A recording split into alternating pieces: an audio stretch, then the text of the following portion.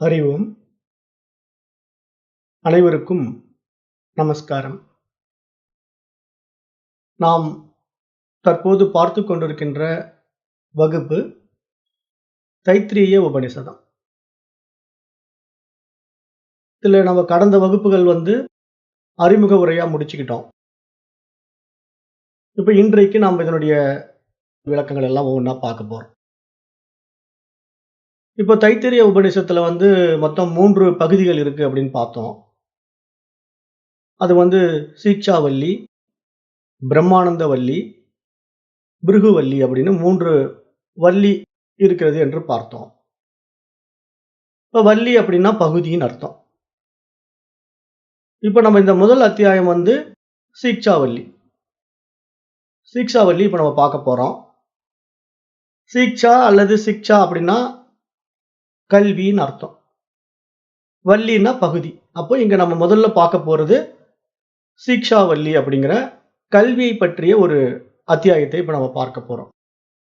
முதல் அத்தியாயம் இந்த வேத கல்வியை பற்றிய விளக்கங்களை கொடுக்கின்ற ஒரு அத்தியாயம். இப்ப நம்முடைய நடைமுறை வாழ்க்கையில மனிதர்களுக்கு 2 வகையான தேவைகள் இருக்கிறது என்று பார்த்தோம். அது புற வாழ்க்கைக்கான தேவைகள், அக வாழ்க்கைக்கான தேவைகள். இப்ப உணவு, உடை, தங்குமிடம் அப்படிங்கிறது நம்முடைய அடிப்படை தேவைகளான புற வாழ்க்கைக்கான தேவைகளா இருக்குது. அப்ப நம்ம இந்த தேவைகளோட மட்டும் நம்ம திருப்தி அடைந்து நின்று விடாமல், அடுத்தது நம்முடைய அக வாழ்க்கைக்கான தேவைகளையும் நம்ம தேட வேண்டும். அதுதான் இங்க ரொம்ப ரொம்ப முக்கியம். அதுக்கு கடவுளை தேடி அப்படின்னு பேரு. ஏன்னா நம்ம இறைவன் எங்க இருக்கிறான் அப்படின்னு நம்ம தேட ஆரம்பிக்கும்போது தான் அந்த இறைவனாகத்தான் நாமே இருக்கிறோம் அப்படிங்கிறது இந்த பாடத்திட்டத்தினுடைய முடிந்த முடிவா நம்ம பார்க்க போறோம். ஆனா அது எடுத்த உடனே அந்த முடிவுக்கு நம்ம வர முடியாது இல்லையா? அதனால அதுக்குண்டான அத்தனை விஷயங்களும் நம்ம முறையா கற்றுக்கொள்ளும் போது தான் அந்த முடிவு சரியா தவறா அப்படிங்கிறதையும் நம்ம தீர்மானிக்க முடியும். இல்லைன்னா பொதுப்படையா தத்துவமசி அப்படிங்கிற ஒரு மகா வாக்கிய உபதேசத்தை நம்ம கேட்டு உடனே நம்ம அகம் பிரம்மாஸ்மி அப்படின்னு மாறிடுவோம்னா அப்படியெல்லாம் மாற முடியாது. அது சாத்தியம் இல்லை. அப்போ நம்ம ஒரு முறையா கல்வி கற்று நம்ம இதுக்குள்ள பயணம் பண்ணும்போது தான் அந்த உண்மையான நோக்கம் என்ன, சாஸ்திரம் சொல்ல வர்ற சாரம் என்ன அப்படின்னு நமக்கு புரிய வரும். அப்போ நமக்கு இந்த வாழ்க்கையில, புற வாழ்க்கையில நம்ம வாழும்போது நம்ம இடத்துல அன்பு, ஆசைகள், பாசம், பந்தம் என்று நிறைய விஷயங்கள் இருக்கும். ஏன்னா இதெல்லாம் நம்ம உறவு சார்ந்து, சமுதாயம் சார்ந்த வாழ்க்கையா இருக்கிறதுனால, இதையெல்லாம் நம்ம அணுகக்கூடிய ஒரு அணுகுமுறையும் சரியா இருந்தால்தான் அதுல நம்ம வெற்றி பெற முடியும். நம்ம புற வாழ்க்கைங்கிற முறையில தாறுமாறா வாழ்ந்தோம் அப்படின்னா, அது ஒரு சந்தோஷத்தை கொடுக்காது. உறவுகள்ல ஒரு முறிவு கொடுத்துரும். அப்புறம் ஒருத்தருக்கு ஒருத்தர் விரோத மனப்பான்மை உண்டு பண்ணும். காழ்ப்புணர்ச்சி, பொறாமை அப்படிங்கிற கெட்ட குணங்கள் மேலோங்கிடும். அப்ப இது மாதிரி குண அதிசயங்கள் நமக்கு நடக்காம இருக்கணும் அப்படின்னா, நாம என்ன செய்யணும்? நம்முடைய நிலைப்பாட்டை நம்ம நன்கு உணர்ந்து வாழ கத்துக்கணும். அப்ப அந்த வாழ்க்கை முறை அக வாழ்க்கை முறை என்பதாக பார்க்கிறோம். ஏன்னா இங்க அக வாழ்க்கைன்னா நம்ம என்ன நினைச்சுக்கிறோம் அப்படின்னா, ஏதோ நமக்கு தேவையில்லாத ஒரு வாழ்க்கை, அது அப்படியே சாமியாரா போற வாழ்க்கை அப்படிங்கிற மாதிரி நினைத்துக் கொண்டிருக்கிற ஒரு தவறான அபிப்பிராயத்தை நம்ம விட்டுட்டு, இங்க அக வாழ்க்கை என்பது நாம் இந்த புற வாழ்க்கையில் சரியாக வாழ்வதற்கான ஒரு பாதை என்று தான் நம்ம பார்க்கணும். ஏன்னா அது தெரிஞ்சா தான் இங்க நம்ம சரியா எல்லாரையும் அணுக முடியும். இல்லன்னா இங்க நம்ம புற வாழ்க்கையே தப்பு தப்பா வாழ்ந்து தவறான முடிவுகள்ல நம்ம வாழ்க்கையை இழந்துட்டு நிப்போம். ஏன்னா இன்றைக்கு நிறைய நடக்குது இல்லையா? இன்றைக்கு ஏன் இளைஞர்கள் எல்லாம் தப்பு தப்பா போறாங்க, தவறான பாதைகள்ல வழி நடத்துறாங்க அப்படின்னா, பெற்றோர்கள் சரியில்லைங்கிறத நம்ம சொல்லுவோம். குழந்தைகள் எப்பயுமே தப்பு சொல்லக்கூடாது. ஏன்னா இது கற்றுக்கொள்ளாத பெற்றோர்கள் சரியா குழந்தைகள வளர்த்தல. அதனால அந்த குழந்தைகள் தப்பு தப்பா வாழுதுங்கன்னு தான் நம்ம பார்க்க வேண்டியதா இருக்கு. ஏன்னா இவங்க சரியா இருந்தாங்கன்னா குழந்தைகளும் சரியா இருக்கும். முன்னேறு போவது போல தான் பின்னேறு போகும்னு அந்த காலத்துல ஒரு பழமொழி இருக்கு. ஏன்னா இந்த விவசாயத்துல ஏர் விடும்போது முதல்ல ஒரு ஏர் ஓட்டிக்கிட்டு போன பிறகு அதே பாதையில அடுத்த ஏர் ஓட்டுனா லகுவா இருக்கும். இல்லன்னா கொஞ்சம் தப்பு தப்பா அந்த ஏர் போகும் இல்லையா? அது மாரி இங்க தாய், தகப்பன் சரியா இருந்தா தான் குழந்தைகளும் சரியா இருக்கும். அப்ப தாய், தகப்பன்கிறவங்க வந்து எதை கற்றுக்கொள்ளணும், எதை கற்றுக்கொள்ளக்கூடாது அப்படிங்கிற அடிப்படை விஷயங்கள புரிந்து அவங்க ஒழுக்க வாழ்க்கை வாழ்ந்தாங்கன்னா, அவர்களால் வளர்க்கப்படுகின்ற குழந்தைகளும் ஒழுக்கமான குழந்தைகளாக வர முடியும் என்பதுதான் நம்ம கல்வியினுடைய அடிப்படையாவே பார்க்கிறோம். ஏன்னா, அவங்களே சரியா படிக்கல அல்லது வாழ்க்கை முறைய புரிஞ்சுக்கல அப்படின்னா, குழந்தைகளும் அப்படித்தான் இருக்கும் அப்படிங்கிறத நம்ம நடைமுறையில பார்க்கறதுனால தான், இன்றைக்கு இளைஞர்கள் எல்லாம் பார்த்தீங்கன்னா, எல்லாமே மது, கஞ்சா, அப்புறம் காதல், அது இதுன்னு எத்தன மோசமான விஷயங்கள் இருக்கோ, அத்தனையிலயும் போய் சிக்கியிருக்காங்க இல்லையா? அப்ப இதெல்லாம் வந்து ஒரு கலாச்சார சீர்கேடா நம்ம பார்க்கிறோம். சமுதாயமே இவ்வளவு மோசமான சீர்கேட்டை சந்தித்துக் கொண்டிருப்பதையும் நம்ம பார்க்கிறோம். அப்ப இதற்கெல்லாம் என்ன அடிப்படை காரணம்னு நம்ம ஆராய்ந்து பார்த்தோம்னா, பெற்றோர்களிடத்திலே ஒரு சரியான விழிப்புணர்வு இல்லை என்று தான் நம்ம பார்க்க வேண்டியதா இருக்கு. அதனால தான் அவங்க என்ன பண்றாங்கன்னா, பணத்தை அடிப்படையாக கொண்டு குழந்தைகளை படிக்க வைக்கிறாங்க. ஒழுக்கத்தை அடிப்படையாக கொண்டு குழந்தைகளை படிக்க வைப்பது இல்ல. ஒழுக்கத்தை அடிப்படையாக கொண்டு குழந்தைகளை படிக்க வைக்கணும்னு ஒரு தாய் தகப்பன் நெனைச்சாங்கன்னா, நிச்சயமாக இது போன்ற கல்விகளையும் குழந்தைகளுக்கு கொடுக்க வேண்டும் என்று தான் பெரியவங்க சொல்றாங்க. அப்பதான் சரியான குழந்தைகளா அது வளரும். ஏன்னா அதுங்களுக்கு தெரியாது. எத படிக்கணும், எத படிக்கக்கூடாதுங்கிறது சின்ன குழந்தைகளுக்கு எப்படி தெரியும்? நாம தான் முன்னாடியே சொல்றோமல்ல, "நீ டாக்டர் ஆவணும், நீ என்ஜினியர் ஆவணும், நீ வக்கீல் ஆவணும்" அப்படின்னு நம்மளே சொல்லி வச்சுர்றோம் இல்லையா? அப்ப அத தான குழந்தைங்களுடைய மனதில போய் திணிக்கிறோம். அவங்க வந்து அவங்களுக்குன்னு ஒரு சுயத்த நம்ம காட்டிக் குடுக்கிறதே கிடையாது. அவங்களுடைய சுய உணர்வுக்கு நம்ம மதிப்பு குடுக்கிறதே கிடையாது. நாம சொல்றத அவங்க படிக்கணும் அப்படிங்கிற கட்டாயப்படுத்தி குழந்தைகள நம்ம படிக்க வைக்கிறதுனால தான், நமக்கு விருப்பமான பள்ளிக்கூடங்கள் அல்லது கல்லூரிகள்ல கொண்டு போய் நம்ம சேர்த்துறோம். ஏன்னா, அப்பதான் அவன் நல்லா படிப்பான் அப்படிங்கிற மாரி ஒரு எதிர்பார்ப்பு. அதுதான் பெற்றோர்களிடத்துல இருக்கக்கூடிய தவறு. அந்த அடிப்படையில் தான் குழந்தைகளும் இப்படியெல்லாம் சீர்கேடு அடைந்து இன்றைக்கு பார்க்கிறோம். அதுல நெறைய குழந்தைகள் வந்து இந்த நெகட்டிவ் வைப்ல என்ன ஆயிடுது, எதிர்மறை எண்ணங்கள்ல தற்கொலைக்கும் முயற்சி செஞ்சிடுது. நெறைய குழந்தைகள் இப்ப இறந்து போறதையும் பார்க்கிறோம். தற்கொலை பண்ணிக்கிறாங்க. அப்ப ஏன் அவங்க தற்கொலை பண்ணிக்கிறாங்கன்னா, அவங்களுக்கு வாழ்க்கை என்னன்னு புரியல. வாழ்க்கைய கடினமா பார்க்குறாங்க. அப்புறம் இந்த காதல் அது இதுன்னு போய் சிக்கிக்கிறாங்க. அந்த காதலுக்காக தன்னுடைய வாழ்க்கையே துறக்குறாங்க இல்லையா? அப்பதான் இந்த மரணமெல்லாம் நடைமுறையில நடப்பதை நம்ம பார்க்க வேண்டியது இருக்கு. அப்ப இந்த புரிதலற்ற தன்மைக்கு மூல காரணம் கல்வி தான். கல்வி சரியில்லன்னா, கட்டாயம் அந்த குழந்தைகள் சரியாக இருக்காது அப்படிங்கிறத நம்ம பார்க்க வேண்டியதா இருக்கு. அப்ப இங்க அகவாழ்க்கை கல்விய தான் நம்ம முக்கியமா புரிஞ்சுக்கணும். அப்ப அதையும் நம்ம வந்து வாழ்க்கை கல்வி தான் பார்க்கணும். அகவாழ்க்கை அப்படின்ன உடனே அது ஏதோ நம்மளுக்கு சாமியாராக்குற கல்வி அப்படிங்கிற மாரி நெனச்சுக்காம, அந்த அகவாழ்க்கை கல்வியும் நம்ம புற வாழ்க்கையில் சரியாக வாழ்வதற்கான ஒரு வாழ்க்கை கல்வியாக பார்த்தோம் அப்படின்னா, நம்ம 2யும் பேலன்ஸ் பண்ணி சமமா போக முடியும். அப்படி போனா தான் இந்த மனித பிறவியினுடைய மகத்துவமும் நமக்கு புரிய வரும். அதுக்காக மகான்கள் வந்து எப்பயுமே அந்த நடுநிலை தன்மையில நம்மள நிக்க வைக்கிறதுக்காகவே தான் இந்த மாரி பாடத்திட்டங்கள் எல்லாம் வகுத்து கொடுத்திருக்கிறாங்க. ஏன்னா, இங்க ஒன்றை மட்டும் சார்ந்து வாழ்வதற்காக நம்முடைய சமுதாயம் இல்ல.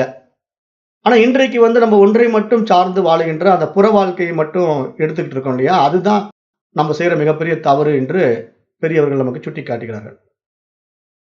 அப்புறம் இந்த வேதகால இந்தியாவுல வந்து அந்நியர்களுடைய படையெடுப்புகள்னால நம்முடைய கலாச்சாரம் தடுமாறி, நம்முடைய அறிவுக் கல்வி ஆகிய வேதகுல கல்வி, குருகுல கல்வி நீக்கப்பட்டு, அதற்கு பிறகு இந்த மெகாலே கல்வி திட்டத்தின் மூலமா நம்ம கற்றுக்கொண்ட பாடத்திட்டங்கள் எல்லாமே நம்ம என்ன பண்ணிடுது, ஒரு அடிமை முறையில நம்மை மாற்றி விட்டது.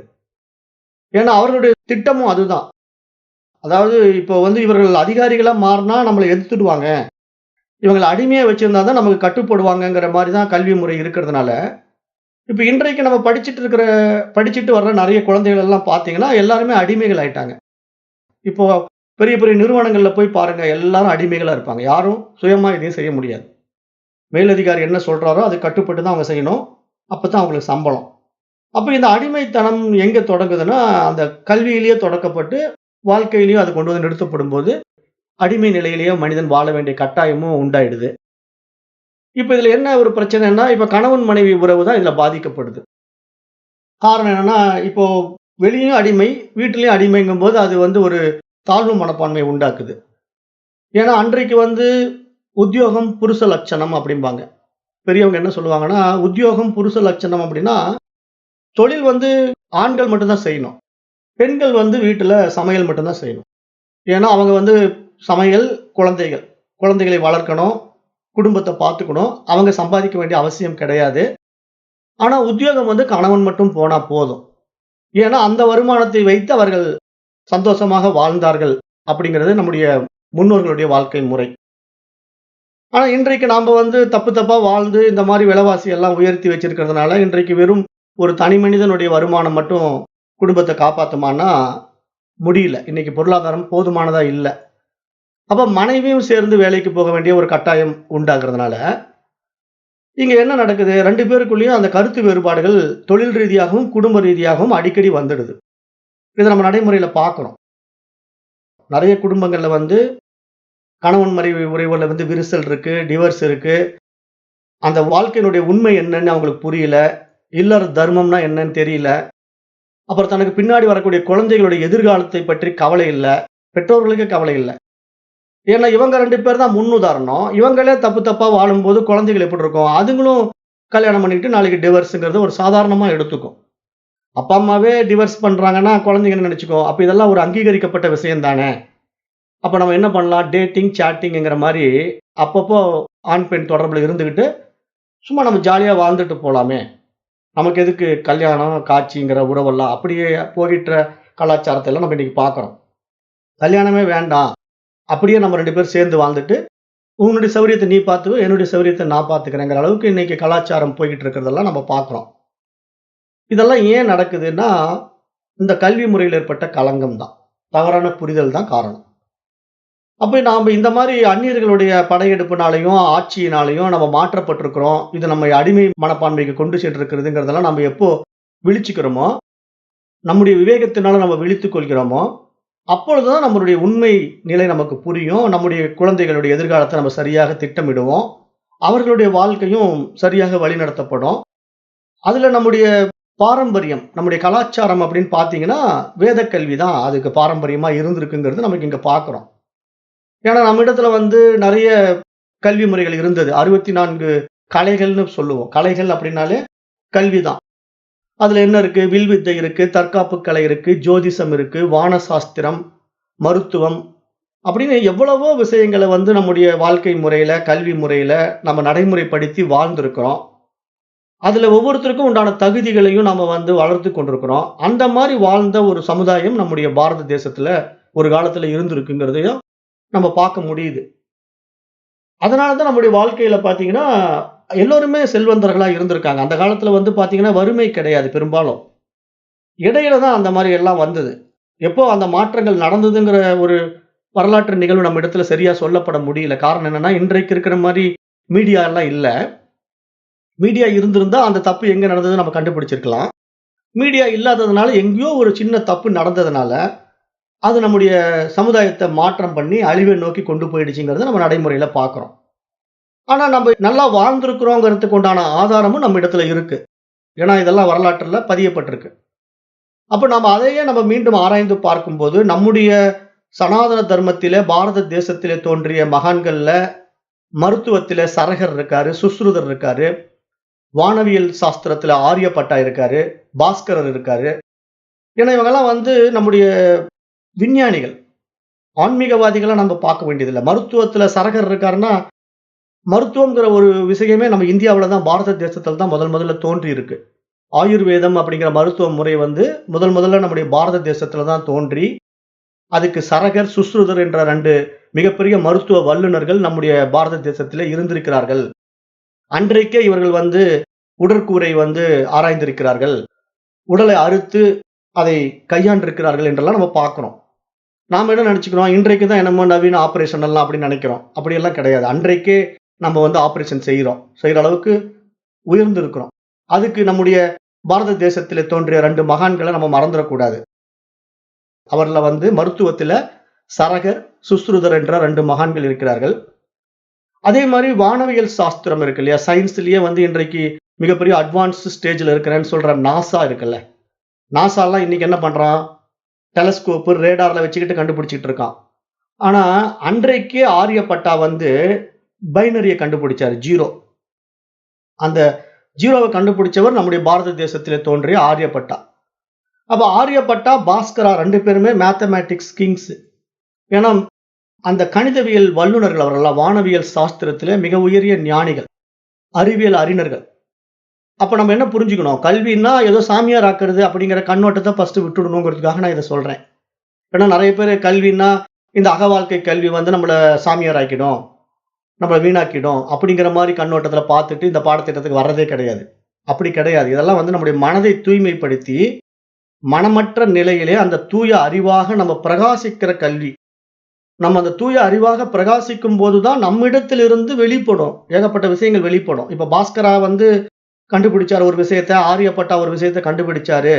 அப்படின்னா எப்படி அவங்களால கண்டுபிடிக்க முடிந்தது அப்படின்னு கேட்டா, அவங்களிடத்திலிருந்து அந்த அறிவு வெளிப்பட்டதனால கண்டுபிடிக்க முடிஞ்சது. அதே மாதிரி லீலாவதி, பெண்ல வந்து லீலாவதி இருந்திருக்காங்க. இதெல்லாம் நம்ம படிக்கிறது இல்ல. வரலாற்ற நம்ம படிக்கிறது கிடையாது. கணிதவியல் சாஸ்திரத்துல மிகப்பெரிய ஒரு வல்லுனர் வந்து லீலாவதி இருக்காங்க. அப்ப ஜோதிட சாஸ்திரத்துல வந்து வராகமிகிரர் இருக்காரு. வராகமிகிரர் வந்து நம்முடைய பாரத தேசத்திலே ஜோதிஷம் அப்படிங்கிற வானவியல் சாஸ்திரத்தினுடைய மிகப்பெரிய ஒரு வல்லுனர். அதே மாரி அரசியல் எடுத்துக்கிட்டீங்கன்னா, சாணக்கியர். அரசியல்வாதிகள்லாம் இன்றைக்கு இப்படி அட்டூழியம் பண்ணிட்டு இருக்காங்களே, அப்பல்லாம் வந்து உண்மையான அறிவாளிகள். அதாவது மன்னர்கள் ஆட்சியில மன்னர்கள் எப்படி நாட்டை ஆள வேண்டும் என்ற அறிவுரைகளை வழங்குகின்ற ஆலோசகர்கள். அவர்களை வந்து நம்ம மந்திரிகள்னு சொல்றோம். அப்ப அது மாதிரி அரசியல்ல மிகப்பெரிய ஒரு மதியூக மந்திரியாக சாணக்கியர் இருந்திருக்காரு. தற்காப்பு கலை இருக்கு இல்லையா? அதுல போதி தர்மர் இருந்திருக்காரு. போதி தர்மர் நம்முடைய இந்தியாவுல பிறந்து தான் சைனாவுக்கு போறாரு. அப்ப இது மாதிரி நெறைய மகான்கள் நம்முடைய பாரத தேசத்திலே இத்தகைய கல்வியிலே வந்தவர்கள் என்பதை நம்ம மறந்துவிடக் கூடாது. ஏன்னா நம்ம இன்றைக்கு படிக்கிற நவீன எஜுகேஷன்ல, மெக்காலே எஜுகேஷன்ல யாருமே பெரிய வல்லுனர்களா வரல. அப்படியே படிச்சத வாந்தி எடுக்கக்கூடியவர்களா தான் இருக்கிறோம். இன்றைக்கு நம்ம படிச்ச விஷயங்கள வாந்தி எடுத்துட்டு, ஒப்பிச்சுக்கிட்டு, அதிலிருந்து அத கொஞ்சம் டெவலப் பண்ணி கொண்டு போறோமே தவிர, புதிய கண்டுபிடிப்புகள் ஏதாவது நம்ம கண்டுபிடிச்சிருக்கிறோமா? அப்படின்னா, இன்றைய சமுதாயத்துல ரொம்ப குறைவு. ஏன்னா, முக்கியமா மனதின் அடிப்படையில அறிவினுடைய வளர்ச்சியில ஆக்கப்பூர்வமான கண்டுபிடிப்புகள் எதுவும் இல்ல. அழிவுப்பூர்வமான கண்டுபிடிகள் தான் நெறைய கண்டுபிடிக்கப்பட்டிருக்கு. இப்போ நம்ம கிட்ட இருக்கிற எல்லாமே. ஆனா, அன்றைக்கு அப்படி இல்ல. எல்லாமே வந்து மனிதன் ஆரோக்கியமா வாழ்வதற்கான வழிமுறைகள் இருந்தது. நம்ம நீண்ட காலமா வாழ்ந்திருக்கிறோம். ஒவ்வொருத்தரும் 100 வயதெல்லாம் சர்வசாதாரணமா வாழ்ந்திருக்கிறோம். நோயற்ற வாழ்வு வாழ்ந்திருக்கிறோம். அப்ப இதுக்கெல்லாம் காரணம் என்னன்னா, நம்முடைய கலாச்சாரம்ங்கிறத நம்ம பார்க்கிறோம். அந்த கலாச்சாரம் வந்து எந்த அடிப்படையில இருக்கு அப்படின்னு பார்த்தா, கல்வியின் அடிப்படையில இருக்குங்கிறத நம்ம பார்க்கிறோம். அப்புறம் மற்ற நாடுகளிலிருந்து நம்முடைய நாட்டுக்கு படிக்க வந்தாங்க. மெகஸ்தனிஸ்ங்கிற ஒருத்தர் இண்டிகாங்கிற ஒரு நூலை எழுதினாரு. மெகஸ்தனிஸ் அப்படின்ட்டு நம்ம பாரத தேசத்துல வந்து, நம்முடைய இந்தியாவை பற்றி படித்துவிட்டு இண்டிகா அப்படின்னு ஒரு நூலை எழுதினவரு மெகஸ்தனிஸ் இருக்கார். வரலாற்றுல இருக்கு. அந்த மெகஸ்தனிஸ் எங்க வந்து படிச்சாருன்னா, நம்முடைய நாலந்தா பல்கலைக்கழகத்துல. நம்முடைய பாரத தேசத்திலே அன்றே உருவாக்கப்பட்ட நாலந்தா யுனிவர்சிட்டி நம்ம இடத்துல இருந்திருக்கு. அது மாதிரி பொருளாதாரம், வாணிபம் அப்படிங்கிற விஷயத்திலும் நம்முடைய நாடு மிக உயர்ந்த நிலையில இருந்தது. மிக உயரிய நிலைக்கு நம்ம வாழ்ந்திருக்கிறோம் அப்படிங்கிற அடையாளங்கள் எல்லாம் பார்க்கப்படுது. அப்போ நாம அன்றைக்கே பல்கலைக்கழகங்கள்ல போதிக்கக்கூடிய அளவுக்கு உயர்ந்து நிற்கிறோம்ங்கிறதையும் நம்ம பார்க்க முடியுது. ஆனா இன்றைக்கு வந்து அப்படி இல்ல. இன்றைக்கு வந்து யுனிவர்சிட்டி அப்படின்னு எடுத்தா எல்லாம் பணம் பறிக்கிற யுனிவர்சிட்டியா மாறிடுச்சு. கம்ப்ளீட் வந்து மைண்ட் எல்லாம் மனி மைண்டட் ஆயிட்டாங்க. எல்லாம் பணம். ஏன்னா இன்றைக்கு கல்வி திட்டம் யாரிடத்துல இருக்கு அப்படின்னு நீங்க ஆராய்ந்து பார்த்தீங்கன்னா, எல்லாமே அரசியல்வாதிகிட்ட இருக்கும். நீங்க கவனிக்கணும். இதெல்லாம் வந்து வாழ்க்கைங்கிறது அதுக்காக தான் சொல்றோம். ஏன்னா வாழ்க்கைன்னா என்னன்னா, நம்ம எப்படி வாழ்றோம், நம்மள எப்படி வழி நடத்துது இந்த சமுதாயம், நம்ம யாரால் வந்து கட்டுப்படுத்தப்படுகிறோம் அப்படிங்கிறதெல்லாம் நம்ம கண்காணிக்க தவறிடும்போது தான் நம்முடைய வாழ்க்கை வந்து அடிமை வாழ்க்கையா மாறுது. நாம எப்ப நம்ம சுயத்துல விழித்துக் கொள்கிறோமோ, அப்ப நம்ம அடிமை வாழ்க்கை வாழ வேண்டியதில்ல. நம்முடைய சுயத்துல வாழ முடியும். அப்ப இன்றைக்கு நீங்க கல்வி முறையெல்லாம் பாருங்க. சாதாரண ஒரு கிராமத்துல இருக்கக்கூடிய ஒரு மெட்ரிகுலேஷன் ஸ்கூல்ல ஆரம்பிச்சு, பெரிய பெரிய சிட்டில இருக்கக்கூடிய கல்வி நிறுவனங்கள் வரைக்கும் எல்லாம் அரசியல்வாதிங்க தான். கிராமத்துல வந்து ஒரு சின்ன ஸ்கூல் இருக்குன்னா, அந்த ஸ்கூலினுடைய ஹெட் யாரா இருப்பான்னா, ஒரு எம்.எல்.ஏவோ, ஒரு எம்.பி.யா இருப்பான். அதே மாரி உங்களுக்கு சிட்டிக்குள்ள இருக்கிற காலேஜஸ் எல்லாம் பார்த்தீங்கன்னா, எல்லாம் அரசியல்வாதிகள் தான் இருக்கும். அவங்களுடைய பினாமிகளா இருக்கும். டைரக்ட்டா அவங்க இன்வால்வ் ஆக மாட்டாங்க. வேற ஒரு பேர்ல வந்து அந்த காலேஜ் நடந்துட்டு இருக்கும். அப்ப இதெல்லாம் ஏன்னா, அவங்க திட்டமிட்டு நம்ம இடத்துல வந்து பணம் பறிக்கிறாங்க. அதாவது பணம் வந்து புது புது கல்விகள புகுத்தி, அதுல வந்து என்னமோ நெறைய சம்பாதிக்க வைக்கிற மாரி ஒரு திட்டத்த குடுத்து, அந்த கல்விக்கு புது புது பெயரையும் எல்லாம் குடுத்து இன்னைக்கு கொண்டு வராங்க இல்லையா? இன்றைக்கு நம்ம பார்க்கும்போது நெறைய புதிய கல்வி திட்டங்கள் எல்லாம் எனக்கு தெரிஞ்சு ஒரு 10 வருஷத்துக்கு முன்னாடி புது புது கல்வி திட்டங்கள் எல்லாம் வந்தது. இப்ப இன்றைக்கு பார்த்தோம்னா, அந்த கல்வி திட்டமெல்லாம் இல்ல. கம்ப்ளீட் எல்லாம் லேப்ஸ் ஆயிடுச்சு. ஏன்னா, இப்போ ஒரு காலத்துல வந்து பிகாம் அப்படிங்கிற கல்வி திட்டம் நம்ம இடத்திலே முடக்கப்பட்டது. பிகாம் எல்லாம் ஒரு படிப்பா? அது சும்மா ஒரு கணக்கு படிப்பு. அத ஏன் போய் படிக்கிறீங்க? இப்பல்லாம் அறிவியல் வந்துடுச்சு. ஐடி ஃபீல்ட்ல படிங்க, சயன்ஸ் படிங்க, பிஎஸ்சி படிங்கன்னு சொல்லி, பிஎஸ்சிலயே புதுசு புதுசான சப்ஜெக்ட் எல்லாம் கொண்டு வந்து, அதுக்கு உண்டான பேர வச்சு நெறைய பணம் பண்ணாங்க. இன்னைக்கு நம்ம வந்து அதுல வேலை வாய்ப்பு கேட்டோம்னா, எங்கேயுமே வேலை இல்ல. அதுல படிச்ச குழந்தைங்கலாம் வேலை இல்லாம எங்க தெரியுமா இன்னைக்கு இருக்காங்க? Swiggy, Zomato அப்படிங்கிற இந்த ஃபுட் டெலிவரி வேலைய பார்க்குறாங்க. இன்றைக்கு பெரும்பாலான இளைஞர்கள் எல்லாம் என்ன தொழில் பண்ணிட்டு இருக்காங்கன்னு நீங்க பார்த்தீங்கன்னா, பிஎஸ்சி, எம்எஸ்சி, எம்பிஏ படிச்ச மாணவர்கள் எல்லாமே Swiggy, Zomatoல ஃபுட் டெலிவரி பாய்ஸ். அப்ப என்ன ஒரு நிலைமை பார்த்தீங்கன்னா, நம்ம திட்டமிட்டு சீரழிக்கப்பட்டிருக்கிறோம்ங்கிறத நம்ம புரிஞ்சுக்கல அப்படிங்கிறத சொல்றேன். ஏன்னா நமக்கு வந்து புரியல. அதாவது கல்வின்னா நம்ம பையன் பிஎஸ்சி படிச்சுட்டான்னா பெரிய ஆள் ஆயிடுவான் அப்படின்னு நம்ம நெனைக்கிறோம். வாய்ப்பே கிடையாது இந்தியாவுல. வெளிநாட்டுல வாய்ப்பு இருக்கான்னா, அவன் நம்மள அனுமதிக்கவே மாட்டான். ஏன்னா இத விட உயரிய கல்வி அங்க கிடைக்கிறதுனால, அவங்க சப்ஜெக்ட்ல. உயரிய கல்வின்னா எப்படி எடுத்துக்கணும்? இப்ப ஃபார் எக்ஸாம்பிள் வந்து நடைமுறை உண்மைய நான் சொல்றேன். இப்ப என்னுடைய பையன் வந்து அனிமேஷன் படிச்சான். பிஎஸ்சி அனிமேஷன் பண்ணான். பிஎஸ்சி அனிமேஷனுக்கு இங்க ஸ்கோப்பே இல்ல. இந்தியாக்குள்ள ஸ்கோப்பே கிடையாது. அப்போ எங்கெங்கேயோ வேலை வாய்ப்புக்கு ட்ரை பண்ணாலும் எங்கேயுமே ரூ. 15,000க்கு மேல சேலரியே கிடையாது. அப்ப ரூ. 15,000க்கு மேல சேலரி இல்லன்னா, வெளிநாட்டுல போய் படிச்சா தான் அங்க லாக்ஸ் கணக்குல சேலரி வாங்க முடியும். வெளிநாட்டுல நம்ம படிக்க வைக்கிற அளவுக்கு நமக்கு வசதி இல்ல. அப்ப என்ன ஆச்சுன்னா, அந்த அனிமேஷன்ங்கிற படிப்பு படிச்சு நம்ம அதுக்காக செலவு பண்ண தொகை வந்து, என்னுடைய சக்திக்கு மீறி என்னுடைய ப்ராப்பர்ட்டி எல்லாம் வித்து ரூ. 14,00,000 செலவு பண்ணி படிக்க வச்சேன். 14,00,000 வேஸ்ட். ஏன்னா வேலை வாய்ப்பு இல்ல. இன்னைக்கு அவன் என்ன பண்றான்? சாதாரண ஒரு கிராபிக் டிசைனரா ஒரு 25,000 சம்பளத்துல ஆன்லைன்ல வொர்க் பண்ணிட்டு இருக்கிறான். அவ்வளவுதான் அவனுடைய வாழ்க்கை. ஆனா இது என்னன்னா, நம்ம ரூ. 15,00,000 செலவு பண்ணி படிக்க வச்ச பாடத்துக்கு உண்டான ரிட்டர்ன்ஸ் இருக்கான்னா, கிடைக்காது. ஆனா அந்த ரூ. 15,00,000 யாருக்கு லாபம்னா, அந்த கல்வி நிறுவனத்துக்கு லாபம். ஆனா அந்த கல்வியை படித்த குழந்தைகளுக்கு வேலை வாய்ப்பு இல்ல. அப்ப இப்படிதான் இன்றைய கல்வி முறை இருக்கு. அப்ப யாருக்கெல்லாம் வசதி இருக்கோ, அவங்க வேணா வெளிநாட்டுல போய் பல கோடிகள செலவு பண்ணி படிக்க வைக்கலாம். சாதாரண ஒரு ஏழை குடும்பத்துல அது எப்படி சாத்தியமாகும்? அப்ப மீண்டும் என்ன பண்றாங்க? பிகாம் படிச்சு ஆடிட்டர் பண்றேங்கிறாங்க. ஆடிட்டருக்கு ட்ரை பண்ண குழந்தைகளும் எல்லாருமே வெற்றி அடைய முடியாது. ஏன்னா அதுவும் திட்டமிட்டு அது ஒரு டீம் இருக்கு. அதுல தான் அவங்க சக்சஸ் பண்ண முடியும். அப்ப இங்க எல்லாமே நம்ம வந்து ஆழ்ந்து ஆராய்ந்து பார்த்தோம்னா, கல்விங்கிற முறையில நம்ம இடத்துல கட்டாயமா பணம் பறிக்கிற ஒரு திட்டம் நடந்துகிட்டே இருக்கு. அது இன்றைய பெற்றோர்களுக்கு விழிப்புணர்வு இல்ல. அவங்க என்ன நெனச்சுக்கிறாங்கன்னா, ஏதோ நம்ம படிப்ப வந்து இந்த ஸ்கூல்ல படிக்க வச்சுட்டா பையன் பெரிய ஆள் ஆயிடுவான். அந்த காலேஜ்ல படிக்க வச்சுட்டா, அந்த காலேஜ் கேம்பஸ் இன்டர்வியூல அவனுக்கு பெரிய வேலை கிடைச்சிரும். அப்படிங்கிற அடிப்படையில நாம வந்து ட்ரை பண்றோம். ஆனா அதெல்லாம் வந்து இன்னைக்கு 100க்கு 90% வெற்றி பெற வாய்ப்பு கிடையாது. ஒரு 10% குழந்தைகள் தான் அதுல வந்து அவங்க எதிர்பார்க்கிற மாரி ஃபோக்கஸ் பண்ணி போறாங்க. மீதி குழந்தைகள் எல்லாம் வந்து Swiggy, Zomatoல வேலை செய்றாங்க. அப்ப இதுக்கெல்லாம் என்ன காரணம்னா, நாம வந்து சரியான ஒரு கல்விய நம்முடைய சமுதாயத்துக்கு குடுக்காததுனால, அவரவர்கள் சுயநலமாக வாழ்வதற்கான ஒரு வழியை உண்டாக்கிக் கொண்டு, இங்கு யார் திறமையா இருக்கானோ, அவன் வல்லுனராவும், திறமையற்றவன் வந்து கீழ்நிலையிலும் இருக்கிறான். அத எப்படி நம்ம சொல்லலாம்னா, அதாவது புத்திசாலி வாழ்றான். புத்தி இல்லாதவன் வீணா போறான். அதத்தான் இன்றைக்கு நம்ம பார்க்கிறோம். இன்றைய நடைமுறையில என்னன்னா, நமக்கு விழிப்புணர்வு இல்ல அப்படின்னா, விவேகம் இல்லன்னா நம்ம வந்து கஷ்டப்படணும். விழிப்புணர்வு இருந்தா நம்ம பொழச்சுக்கலாம் அப்படிங்கிற அடிப்படையில இன்றைக்கு போயிட்டு இருக்கு. அதுல இந்த விழிப்புணர்வுங்கிற விஷயம் என்னன்னா, இன்றைக்கு இந்த அறம் சார்ந்த வாழ்க்கை வாழ தயாரா இல்ல நெறைய பேர். ஏன்னா இவங்கலாம் இந்த மாரி எஜுகேஷன படிச்சுட்டு போறதுனால, இன்னொருத்தன அழுத்தி இன்னொருத்தன் மேல வரணும் அப்படிங்கிற அடிப்படை உணர்வுக்கு தயாராயிட்டான். ஏன்னா அப்படித்தானே சொல்லிக் குடுக்கப்பட்டிருக்கு. இப்ப நம்ம வந்து ஒரு கேம்ல விளையாடுறோம் அப்படின்னா, இப்ப நீங்க ஒரு கிரிக்கெட்டோ, ஒரு கபடியோ விளையாட போறீங்க. அப்ப வந்து நம்முடைய டீம் ஜெயிக்கணும் அப்படிங்கிறது தான் நம்முடைய நோக்கமா இருக்கும். எதிர்ல இருக்கிற டீம வந்து நம்ம தோற்கடிக்கணும். ஏன்னா நம்முடைய கேம்ல வந்து மோட்டிவ் அதுதான். அது மாதிரி பிசினஸ் இன்னைக்கு என்னன்னா, இப்ப நான் வளரணும்னா அவன முடிச்சு கட்டணும். இப்ப நான் வந்து பெரிய ஆள் ஆகணும்னா, எனக்கு எதிரா இருக்கக்கூடிய அந்த நிறுவனத்த நான் முடிச்சு கட்டினா தான் நான் பெரிய ஆள் ஆக முடியும். அப்படிங்கிற அந்த விளையாட்ட அப்படியே வியாபாரம் ஆக்கிட்டாங்க. அதுக்கு காரணம் என்ன? கல்வி. அப்ப அதனால என்ன நடந்ததுன்னா, இப்ப நான் வந்து பெரிய ஒரு பிசினஸ் மேன் ஆகணும்னா, எனக்கு எதிரா இருக்கக்கூடிய அதே பிசினஸ் செய்றவன, நான் அந்த ஏரியாவிலே இல்லாம முடிச்சு கட்டிடணும். அப்ப அதுக்கு என்னென்ன செய்ய முடியுமோ அத்தனையும் நான் செய்யணும் அப்படிங்கிற மனோபாவம் மனிதர்களிடத்திலே அதிகமாகி விட்டதனால தான், இன்றைக்கு ஒரு சாரர் மட்டும் உயர்கின்றார்கள். அதாவது வலிமை உள்ளவன் வாழ்கின்றான், வலிமையற்றவன் சாகின்றான் அப்படிங்கிற நடைமுறை உண்மைய நம்ம பார்க்கிறோம். அதுக்கு காரணம் கல்வி. ஏன் நான் இதெல்லாம் பேசுறேன் அப்படின்னா, நம்ம கல்விய பத்தி பேசுறோம். ஏன்னா நீங்க என்னடா இப்படி பேசிட்டு இருக்காரு, டாபிக் மாரி போறாரு அப்படின்னு நினைக்கக் கூடாது. ஏன்னா இது வந்து வாழ்க்கை கல்வி. நம்ம வாழ்க்கையில நம்ம என்ன செய்றோம் அப்படின்னு தெரிஞ்சுக்கிறதுக்காக படிக்கிற பாடம். அப்ப நாம உண்மையிலே சரியா இருக்கிறோமா? சரியா வாழ்றோமா? நம்முடைய சமுதாயத்த நம்ம சரியா அணுகுறோமா? நம்முடைய குழந்தைகள நம்ம சரியா வழி நடத்துறோமா?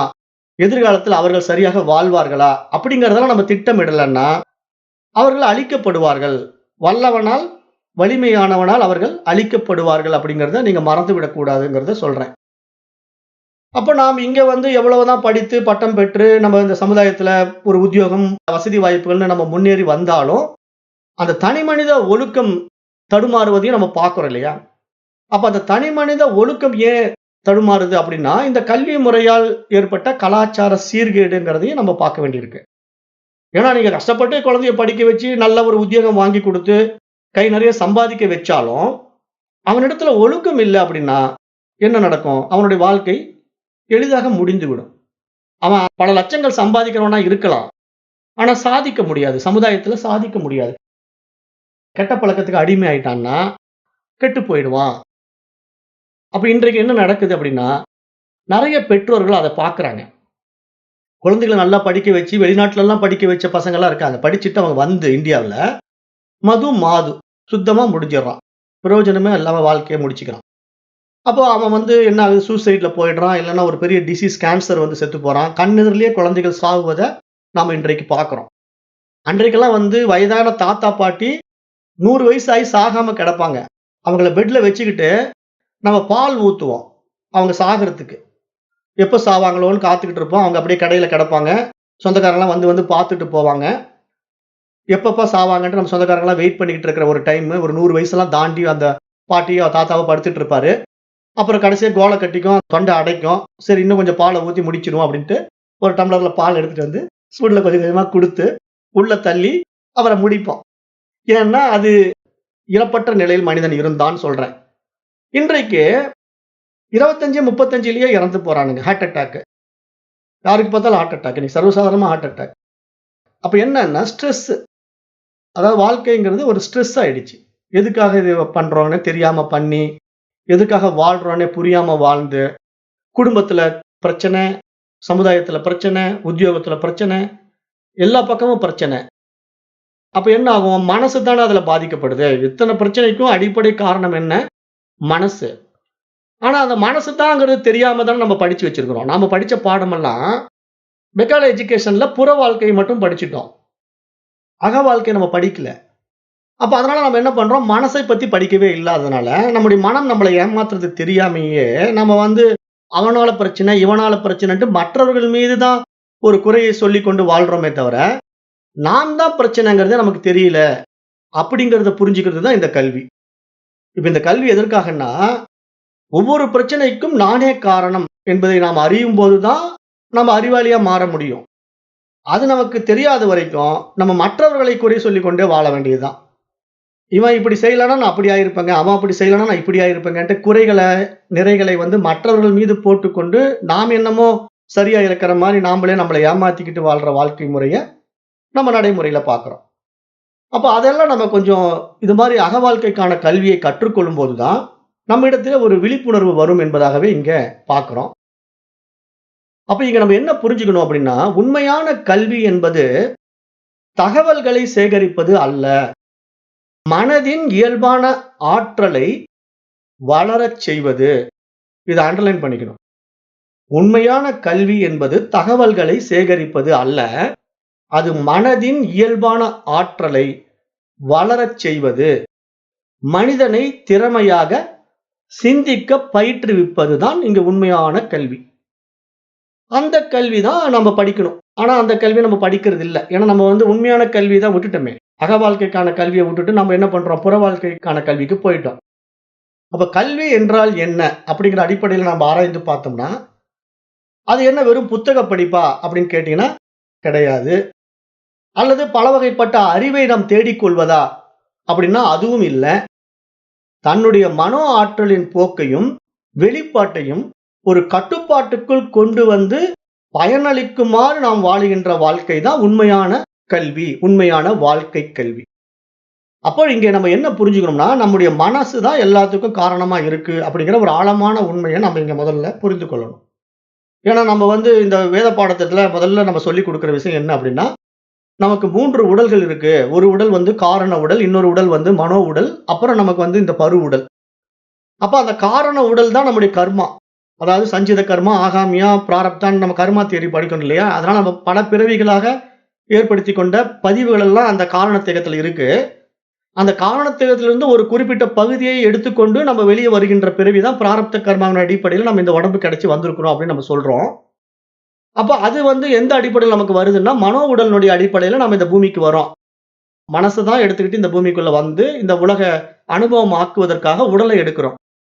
ஏன்னா உடலினுடைய தேவை என்ன அப்படின்னு பார்த்தீங்கன்னா, அனுபவம் தானே. நான் இதுக்கெல்லாம் உதாரணம் குடுத்துருக்கிறேன். நான் ஒரு லட்டு சாப்பிடணும் அப்படின்னு மனசுல தான் முதல்ல எனக்கு ஒரு எண்ணம் எழுந்திருக்கும். அந்த எண்ணம் வந்து எனக்கு உடல்ல எழுந்திருக்கல. என்னுடைய மனதுல தான் எழுந்தது. லட்டு சாப்பிடணுங்கிற ஒரு எண்ணம். அத நான் நடைமுறைப்படுத்தி நான் உடல்ல தான் அத என்ஜாய் பண்றேன். அத நீங்க நல்லா புரிஞ்சுக்கணும். நான் லட்டு சாப்பிடணுங்கிற எண்ணம் என்னமோ மனதில் உண்டானத, நான் உடலில் தான் அனுபவமாக்க முடியும். அதுக்கு தான் உடல் தேவைப்படுது. மனசே லட்ட சாப்பிட முடியாது. ஏன்னா மனசு வந்து நினைக்கத்தான் முடியும். லட்டு வேணும்னு ஆசைப்படலாம். அது வேணும், இது வேணும்னு எதிர்பார்க்கலாம் மனசு. ஆனா அதை அனுபவமாக்கணும்னா, அதுக்கு உடல் தேவை. மனதுக்கு தான் உடல் தேவை. ஆக, இங்க நம்ம எப்படி இத புரிஞ்சுக்கணும் அப்படின்னா, இந்த மனசு தான் இந்த உடம்ப எடுத்திருக்கு அப்படிங்கிற ஒரு ஆழமான உண்மைய நீங்க இங்க புரிஞ்சுக்கிட்டீங்கன்னா, எல்லாமே மனசு தான் அப்படிங்கிறது உங்களுக்கு புரிய வரும்ங்கிறதுக்காக, இந்த விஷயத்த நான் இங்க சுட்டிக்காட்டுறேன். அப்போ நம்ம மனம் சார்ந்த வாழ்க்கைய தான் நம்ம சரியா வாழணும். மனதுல வந்து நம்ம தப்பு பண்ணிட்டோம் அப்படின்னா, வாழ்க்கை தப்பா போகும். மனதுல சரியான புரிதல் இல்லன்னா, வாழ்க்கை தப்பு தப்பா தான் இருக்கும். அப்ப மனம் தான் இங்க சீர்படணும். மனதை தான் ஒழுங்குபடுத்தணும். அப்ப அந்த ஒழுக்கம், அந்த ஒழுங்கு நியதிக்காக உருவாக்கப்பட்ட நியதிகள் தான் இங்க கர்மா. கர்மான்னா நீங்க வந்து பாவ புண்ணியம்னு பார்க்கக்கூடாது. செயல்கள். அதாவது கர்ம காண்டம். நம்முடைய வேதத்தினுடைய பூர்வ காண்டம் என்ன? பூர்வ மீமாம்சம் என்ன சொல்லுது? உத்தர மீமாம்சம், பூர்வ மீமாம்சம்ன்ற 2 பிரிவுகள் நம்முடைய வைதிக தர்மத்தில் இருக்கு. அப்ப பூர்வ மீமாம்சத்துல இருக்கக்கூடிய கர்ம காண்டத்தினுடைய அடிப்படை நோக்கம் என்ன? பூஜைகள், மந்திர உபாசனைகள், ஜபதபங்கள் எல்லாமே எதற்காக கொடுக்கப்பட்டிருக்கு? மன தூய்மைக்கான பாதை அதெல்லாம். மனதை வந்து நீங்க சரியா பக்குவப்படுத்தணும், தூய்மைப்படுத்தணும், சரியானவற்றை தேர்ந்தெடுக்கணும் அப்படிங்கிற ஒரு புரிதலை கொண்டு வந்து மேலோங்க செய்வது தான் அந்த கல்வியினுடைய முக்கிய பகுதியா நம்ம பார்க்க வேண்டியிருக்கு. அப்ப அந்த அடிப்படையில் தான் நம்ம இங்க கல்வியை கற்றுக்கொள்ள வேண்டும். அது மனதை சார்ந்த புரிதல் உள்ள கல்வியாக இருக்க வேண்டும். மனதிற்கே புரிதல் கொடுக்க முடியாத ஒரு மனப்பாட பகுதியாகவோ, அல்லது மற்றவர்களால் திணிக்கப்படக்கூடிய விஷயங்களாகவோ கல்வி இருந்தா, அது நம்மை நெறிப்படுத்தாது. நம்மை அடிமையாக்கும். அதனால கல்விங்கிறத நம்ம நல்லா ஆழமா தெரிஞ்சுக்கணும். அது வந்து தகவல்களை சேகரிப்பது அல்ல, மனதின் இயல்பான ஆற்றலை வளரச் செய்வது. இயல்பான ஆற்றல் அப்படிங்கிறத அண்டர்லைன் பண்ணிக்கணும். ஏன்னா இங்க மனம்ங்கிறது அறிவினுடைய வெளிப்பாடு. அந்த தூய அறிவினுடைய வெளிப்பாடு தான் இங்க மனம். அது நம்முடைய ஒவ்வொருத்தர்கிட்டயும் பிரகாசித்துக் கொண்டிருக்கு. மனிதர்களிடத்துல தான் அது வந்து மற்ற ஜீவராசிகளில் இல்லாத அளவுக்கு ரொம்ப ஆழமாகவும், அதீதமாகவும் வெளிப்பட்டுக் கொண்டிருக்கிறது. அதனுடைய உயர் பரிமாணம் தான் மனம் அடுத்தது புத்தியா மாறி, சித்தம், அகங்காரம் என்ற நிலைக்கு உயர்ந்து, அது உள்ளம் என்ற நிலையில தன்னை உணருது. அப்ப அந்த வழிமுறைகள்ல மனதை நீங்க பக்குவமா பயணம் பண்ணி கொண்டு போயி, உள்ளம் பெருங்கோயில், ஊனுடம்பு ஆலயம் அப்படின்னு திருமூலருடைய திருமந்திரம் சொல்ற மாதிரி, நாம இந்த உடலையும், உள்ளத்தையும் நெறிப்படுத்திட்டோம் அப்படின்னா, நாம் வாழுகின்ற வாழ்க்கை வந்து ரொம்ப ஆனந்தமா, அருமையா, சுபிட்சமா இருக்கும். மங்களகரமா இருக்கும். அதத்தான் இந்த சாஸ்திரம் சொல்லுது. இதையெல்லாம் நம்ம அன்றைக்கு கற்றுக்கொண்டு இருந்தோம். ஆனா இன்றைக்கு கற்றுக் கொடுப்பதற்கு ஆட்களும் இல்ல, கற்றுக்கொள்வதற்கு மாணவர்களும் இல்ல. அப்படி ஒரு அவல நிலை இன்றைக்கு இருக்கு. அதுக்கு காரணம், நாம அதான் ஏற்கனவே கற்றுக்கொண்ட தவறான புரிதல் தான் காரணம். அப்ப அதனால இன்றைக்கு கல்வி முறை என்ன பண்ணுதுன்னா, எதிர்மறையா மாணவர்கள கொண்டு போயிடுது. எல்லாருமே எதிர்மறை. இப்ப நம்ம வந்து இந்த வாழ்க்கை முறைய நம்ம ரொம்ப ஆராய்ந்து பார்த்தோம்னா, நம்முடைய பாரத தேசத்துல இப்ப இன்றைக்கு நம்ம வந்து குடியரசு நாள். இப்ப நம்ம வந்து சுதந்திரம் வாங்கி கிட்டத்தட்ட 76 ஆண்டுகள் ஆகுது. இப்ப இந்த 76 ஆண்டுகளுக்கு முன்னாடி நம்முடைய பாரத தேசத்தில எத்தனையோ சுய சிந்தனையை வெளிப்படுத்தக்கூடிய மகான்கள், ரிஷிகள், ஞானிகள், அறிவியல் அறிஞர்கள், வல்லுனர்கள் எல்லாமே நமக்கு தோன்றுனாங்க நம்ம பாரத தேசத்துல. ஆனா இந்த பாரத தேசத்துல வந்து 76 ஆண்டுகள் இன்றைக்கு வரைக்கும் யாராவது அந்த மாரி தோன்றி இருக்கிறார்களா அப்படின்னு பார்த்தீங்கன்னா, ஒருத்தரும் இல்ல. ஏன்னா சுய சிந்தனைகளால் இன்றைய மனித சமுதாயம் வளரவே இல்ல. ஏனென்றால், அந்த கல்வி முறைய அப்படியே நம்ம ஃபாலோ பண்றது தான் காரணம். அவர்கள் வந்து நம்மிடத்தில் திணிக்கப்பட்ட அந்த மெக்காலே எஜுகேஷன் சிஸ்டத்துக்குள்ள நம்ம சிக்கிக்கிட்டதுனால, நம்ம இடத்துல அது இல்லாம போயி, இன்றைக்கு நம்ம இவ்வளவு தூரம் தவறான பாதைகள்லயும், எதிர்மறை எண்ணங்கள்லயும், பணத்தையே பிரதானமாகவும் கொண்டு வாழ்ந்து கொண்டிருக்கிறோம் அப்படிங்கிறத நம்ம புரிந்து கொள்ளணும்ன்றதுக்காக இந்த குடியரசு நாள்ல இந்த விஷயத்த நான் உங்களுக்கு சொல்றேன். ஏன்னா சுதந்திர இந்தியாவுல நம்ம குடியரச வாங்குனா மட்டும் போதாது. அதனுடைய உண்மை நிலை நம்ம இடத்துல இல்ல இன்றைக்கு. ஏன்னா குடியரசு அப்படின்னு நம்ம சொல்லி 76வது ஆண்டுகளை நம்ம கொண்டாடினாலும், இந்த 76 ஆண்டுகளும் நம்ம வந்து ஆங்கிலேயனுக்கு தான் அடிமையா இல்லையே தவிர, மற்றவர்களால் நாம் அடிமைப்படுத்தப்பட்டிருக்கிறோம் என்பதை நம்ம புரிந்து கொள்ள வேண்டும். ஏன்னா உண்மையிலேயே நம்ம வந்து யாருமே சுதந்திரமா இல்ல. நம்ம சுதந்திரமா இருக்கிறதா நம்மள நம்மளே சொல்லி ஜனநாயக நாடுன்னு ஏமாத்திக்கிறோம். ஆனா இங்க வந்து ஒரு காலத்துல வந்து மற்றொருவரால் நாம அடிமைப்பட்டோம். மற்ற தேசத்தவர்களால், ஆங்கிலேயர்களால் நாம் அடிமைப்படுத்தப்பட்டிருந்தோம். அப்பவும் ஆங்கிலேயர்களை கைக்குள்ள போட்டுக்கிட்ட நம்முடைய இந்திய வம்சாவளியினர்கள் தான் நம்மை வந்து முடிச்சு கட்டுனாங்க. ஏன்னா நம்ம இந்திய தேசத்துல வந்து நெறைய பாதிப்புகளை நம்ம சந்திப்பதற்கு யார் கருவிகளா இருந்தாங்கன்னா, நம்ம ஆங்கிலேயர்களுக்கு அடிமைகளா மாறி அவர்களுக்கு உபகாரம் பண்ணி கொண்டிருந்த சில உதவாக்கரைகள் நம்முடைய பாரத தேசத்துல இருந்தாங்க இல்லையா? அவங்க தான் நம்மளை எல்லாம் முடிச்சு கட்டுனாங்க. அவங்க தான் நம்முடைய தர்மத்தெல்லாம் மாத்தி எழுதுனாங்க. அவங்க தான் நம்முடைய புராணங்கள் எல்லாம் திருத்துனாங்க. ஏன்னா அவங்களுக்கு வந்து ஆங்கிலேயர்களுடைய கைக்கூலிகள். அவர்களெல்லாம் ஆங்கிலேயர்களுடைய கைக்கூலிகள். அப்படி நம்முடைய தேசத்துல இருந்தவர்கள் எல்லாம் ஒரு காலத்துல என்ன பண்ணிட்டாங்க? நம்முடைய மக்களை அடிமைகளாக மாற்றி விட்டார்கள். இன்றைக்கும் அப்படித்தான் நம்ம இருக்கிறோம். என்ன வேற வகையில இருக்கிறோம். நம்ம ஜனநாயக நாடுன்னு சொன்னாலும், ஒரு அரசியல்வாதிக்கோ, ஒரு அதிகாரிக்கோ, ஏதேனும் ஒரு வகையில நம்ம அடிமைகளா தான் வாழ்றோமே தவிர, நம்ம சுயமாக நம்ம யாருமே நிக்க முடியாத நிலை, அவல நிலை நம்மிடத்துல உண்டாக்கப்பட்டிருக்கிறது. சுய சிந்தனையை நம்ம வெளிப்படுத்த முடியாத ஒரு அவல நிலை நம்மிடத்துல இருக்கின்றது என்ற ஒரு ஆழமான உண்மையும் நாம் இங்க புரிந்து கொள்ளும்போது தான் நமக்கு உண்மையான சுதந்திரம். ஏன்னா மகாத்மா காந்தி சொன்னார் இல்லையா? இரவு 12 மணிக்கு ஒரு பெண் தனியாக போனால் தான் அந்த நாடு உண்மையிலேயே சுதந்திரம் அடைந்திருக்கிறது என்பதற்கு அடையாளம் அப்படின்னு சொல்றாரு. ஆனா இன்றைக்கு என்ன நடந்தது? பகல்லேயே பெண்களை கற்பழிக்கிறான். அப்போ பகல்லேயே பெண்களை கற்பழிக்கக்கூடிய கலாச்சார சீர்கேடு இருக்கிற ஒரு நாடு சுதந்திரம் அடைஞ்சிடுச்சுன்னு நம்ம வெளியே தம்பட்டம் அடிக்கிறது எவ்வளவு ஒரு தற்குறித்தனம், எவ்வளவு ஒரு புரிதலற்ற தன்மை. சும்மா குடியரசு நாளும் சுதந்திர நாளும் கொண்டாடுறதல்ல தேசப்பற்று. தேசப்பற்றுங்கிறது ஒவ்வொரு தனி மனிதனும் சகோதரத்துடன் வாழணும். தன்னை சார்ந்தவர்கள் எல்லாருமே சகோதரர்கள் அப்படிங்கிற மனப்பான்மை வரணும். அப்பதான் அது சுதந்திர இந்தியா. சுவாமி விவேகானந்தர் வந்து சிகாகோவுல பேசும்போது பிரதர்ஸ் அண்ட் சிஸ்டர் தான் தொடங்கினாரு. லேடிஸ் அண்ட் ஜென்டில்மேன் தொடங்கல. ஏன்னா வெளிநாட்டுல போய் பேசும்போது ஜெனரலா ஃபாரினர்ஸ் எல்லாம் எப்படி பேசுவான்? லேடிஸ் அண்ட் ஜென்டில்மேன் தான் பேசுவான். ஆனா இவர் பிரதர்ஸ் அண்ட் சிஸ்டர்னு ஏன் தொடங்கினாருன்னா, அதுதான் சகோதரத்துவம். அதாவது இங்கு இன பேதங்களை கடந்து, ஜாதி மதங்களை கடந்து, அவன் எந்த ஜாதியில வேணா பிறந்திருக்கலாம், எந்த மதமா வேணா இருக்கலாம். ஆனா அவன் எனக்கு சகோதரன் அப்படிங்கிற அந்த உயரிய மனப்பான்மை யாரிடத்திலே இருக்கும் அப்படின்னு கேட்டீங்கன்னா, அது இந்த அகவாழ்க்கை கல்வி கற்றவர்களிடத்தில் மட்டும் தான் இருக்கும். மற்றவர்களிடத்தில் அது இருக்காது. அப்ப இந்த அகவாழ்க்கை கல்வியை கற்றுக்கொள்ளாத இன்றைய இளைஞர்கள், இன்றைய சமுதாயம் பகல்லேயே பெண்களை கற்பழிக்கிறார்கள். அப்புறம் பகல்லேயே வந்து இந்த டாஸ்மாக்ல தண்ணி அடிச்சுட்டு படுத்துட்டு இருக்கானுங்க ரோட்ல. அப்ப இதெல்லாம் அரசாங்கமே திட்டமிட்டு மக்களுக்கு இத குடுக்குது. வருமானத்துக்காக இத செய்றேன்னு சொல்லுது. அப்ப இந்த டாஸ்மாக் சரக்குல தான் நம்ம இன்றைக்கு கல்லாவ கட்ட முடியும். அதுல தான் இன்றைக்கு இந்த உலகத்த நடத்த முடியுங்கிறதெல்லாம் ஒரு போலித்தனம். நீங்க நல்லா புரிஞ்சுக்கணும். எப்படி புரிஞ்சுக்கணும்னா, நான் அரசியல் பேசுறேன்னு திருப்பி திருப்பி நினைச்சுக்க கூடாது. வாழ்க்கை கல்வி பேசிக்கிட்டு இருக்கேன். அதாவது இப்ப டாஸ்மாக் வருமானத்துல தான் வந்து கவர்ன்மெண்ட் நடக்குதுன்னு சொல்றாங்க. அப்பதான் கவர்ன்மெண்ட்ட நடத்த முடியும்னு சொல்றாங்க. ஆனா சிந்தனை பண்ணி பாருங்க. இதுக்கு முன்னாடி வாழ்ந்த நம்முடைய அரசர்கள், அரசியல்வாதிகள் எல்லாம் இது மாரி ஒரு தவறான வருமானத்திலேயே வாழ்ந்தாங்கன்னா நிச்சயமா கிடையாது. ஏன்னா நமக்கு இன்று எவ்வளவோ மக்களிடத்துல வரி பணத்த நம்ம வாங்குறோம். வண்டி ஓட்டுனா வரி, நம்ம இன்சூரன்ஸ்ன்னு சொல்லி மக்கள்கிட்ட வந்து வரி வாங்குறோம். இன்சூரன்ஸ் பணமும் வந்து நெறைய அரசாங்கத்துக்கு புழங்குது. ஆக்சிடென்ட்ல சாகுறவன் 1000த்துல ஒருத்தன்னா, மீதி 999 பேருடைய பணம் வந்து அரசாங்கத்துக்கு தான் போகுது. யாரோ ஒருத்தர் சாவறவனுக்கு தான் கிளைம் போகுது. மீதி 999 பேர் கட்டுற பணம் வந்து அரசாங்கத்துக்கு போயிடுது. அதே மாரி வண்டி டாக்ஸுக்கு வண்டிக்கு நம்ம கட்டுறோம் இன்சூரன்ஸ். எந்த வண்டி விபத்துக்கு உட்படுதோ அந்த வண்டிக்கு உண்டான கிளைம் மட்டும் தான் கிடைக்கும். விபத்துக்கு உட்படாத வண்டிகளுடைய பணமெல்லாம் அரசாங்கத்துக்கு தான் போகுது. அப்ப இது மாதிரி எத்தனையோ பணம் வந்து அரசாங்கத்தினிடத்துல போயி நெறைய விஷயங்கள் செய்ய முடியும். ஆனா என்ன நடக்குதுன்னு நீங்க ஆராய்ந்து பார்த்தீங்கன்னா, அந்த சாராய கம்பெனியே அரசியல்வாதியா இருக்கிறதுனால அவங்க அத ஒரு பிசினஸ் பண்ணிக்கிட்டு இருக்காங்கங்கிறது தான் நீங்க புரிஞ்சுக்கணுமே தவிர, அத வச்சு வருமானத்த பண்ணி கவர்ன்மெண்ட் வந்து நடத்துது, மக்கள வந்து காப்பாத்துறாங்க அப்படின்னு புரிஞ்சுக்க கூடாது. அந்த சாராய நிறுவனங்கள் எல்லாம் யாருதுன்னா, அதுவும் அரசியல்வாதிகள். கல்வி நிறுவனங்கள்லாம் யாருதுன்னா, அதுவும் அரசியல்வாதிகள்து. அப்ப எல்லாமே அரசியல்வாதிகள்கிட்ட குடுத்துட்டு, நாமெல்லாம் வந்து இன்றைய அன்றாட காட்சிகள் ஆயிட்டோம். இன்னைக்கு சம்பாதிச்சா தான் சோறு அப்படிங்கிற நிலைமையில நம்ம வாழ்றோம். அப்ப என்ன காரணம்? அடிமைத்தனம்.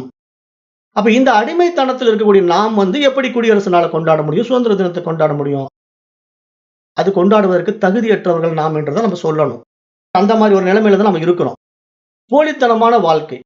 அதாவது நம்மளையே நம்ம ஏமாத்திக்கிட்டு, நாம ஏதோ இந்த சமுதாயத்துக்கு நல்லது செய்ற மாரி நம்ம வாழ்ந்து கொண்டிருக்கிறோம் என்ற ஒரு ஆழமான உண்மை நமக்கு எப்ப புரியும்னா, மனம் வந்து விழித்துக் கொண்ட போது தான் புரியும்.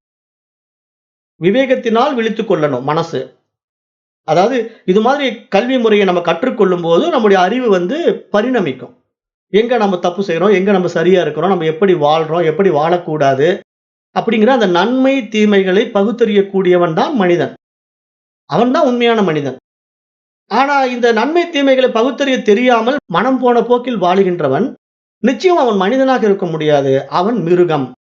ஏன்னா மிருகமே அத செய்யுது. மிருகத்துக்கு வந்து அந்த நன்மை, தீமைகளை பகுத்தறிய தெரியாது. அதற்கும் மனசு இருக்கு. அதுக்கும் புத்தி இருக்கு. அதுவும் வாழ்க்கையை வாழுது.